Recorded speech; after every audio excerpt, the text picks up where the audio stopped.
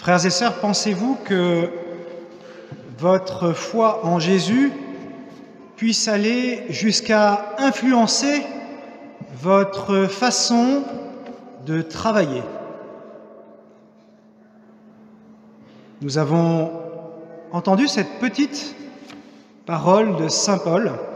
« Mes frères bien-aimés, soyez fermes, soyez inébranlables, prenez une part toujours plus active à l'œuvre du Seigneur, car vous savez que dans le Seigneur, la peine que vous vous donnez n'est pas perdue. »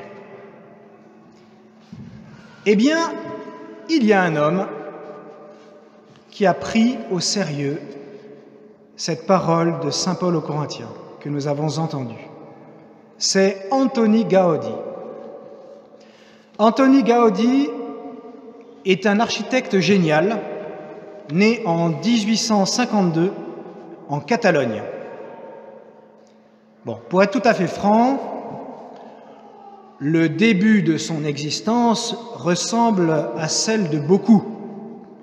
Il suit les habitudes mondaines, il cherche à briller en société en étant un peu dandy, et il faut bien avouer qu'il est peu fervent, quoique croyant.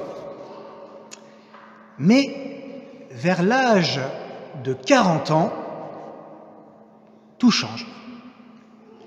Il comprend qu'il est aimé de Dieu et qu'il faut bien répondre à cet amour.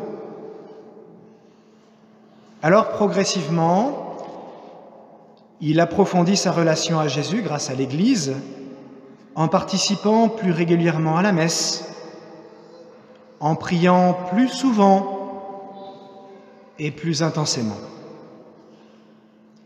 S'opère en lui une transformation intérieure qui va petit à petit gagner tous les domaines de sa vie.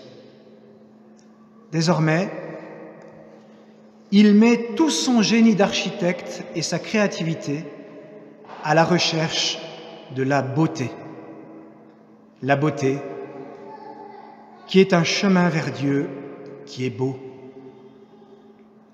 Il invente un style architectural unique que certains ici connaissent, avec des jeux de formes, avec des jeux de lumière, avec des matières extraordinaires qui rendent ses œuvres époustouflantes.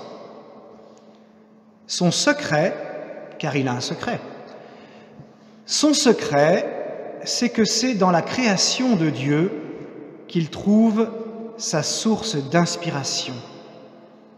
Et il est heureux que nous ayons aujourd'hui un beau rayon de soleil qui traverse cette église. Antoni Gaudi cherche à bâtir pour Dieu en imitant le style de Dieu qu'il contemple dans la nature. Lorsqu'on lui propose, providentiellement, de reprendre la construction de l'église de la Sagrada Familia à Barcelone, il se met à y consacrer toutes ses forces, tout son art, tout son argent et toute sa foi. L'architecte génial et chrétien qu'il est accomplit l'œuvre de sa vie en se mettant au service de l'édification de cette Église de Dieu. La Sagrada Familia est aussi appelée la cathédrale des pauvres, car ce sont des milliers et des milliers de donateurs qui ont permis son édification. Et le premier pauvre qui a permis qu'elle soit édifiée, c'est Antoni lui-même, qui a tout donné jusqu'à sa fortune pour réaliser cette œuvre pour Dieu. Aujourd'hui, frères et sœurs, la Sagrada Familia, imaginée par Antoni Gaudi, est le lieu le plus visité de toute l'Espagne. C'est-à-dire, si l'on y réfléchit un peu, qu'en donnant tout pour Dieu, eh bien, il a non seulement offert une sublime Église à notre contemplation, mais cette Église est en ce moment même une occasion exceptionnelle d'évangélisation. Pensez-vous, c'est une Église catholique où Jésus se tient qui est le lieu le plus visité d'Espagne. Des personnes sont touchées aujourd'hui encore parce qu'Antoni Gaudí a vécu à fond le jeu de la foi en Jésus. Et actuellement, sa cause de béatification est en cours. Il deviendra peut-être, bientôt, un modèle pour tous les laïcs désireux de se donner entièrement au Christ. Alors, comme Antoni Gaudí, n'ayons pas peur de vivre la grande aventure de l'Église, car c'est l'aventure de Dieu, et nous avons l'honneur, le privilège d'être invités à vivre cette aventure, non pas comme des pions indifférenciés, mais comme des éléments uniques où chacun est capable d'apporter à tout l'édifice son éclat propre. Je constate, avec douleur souvent, que certains de nos contemporains, par leur attitude, semblent préférer une Église rêvée à l'Église réelle. Mais n'inversons pas les rôles. L'Église n'est pas le fruit du rêve de l'homme. L'Église, c'est l'œuvre de Dieu lui-même. Et c'est en elle qu'il veut nous rendre saints. Et c'est ce qu'a compris Antoni Gaudí, qui s'est mis totalement au service d'une œuvre qui le dépasse infiniment. Évangéliser consiste pour nous à prendre au sérieux cette aventure extraordinaire qui ne passera jamais parce que c'est l'aventure de Dieu.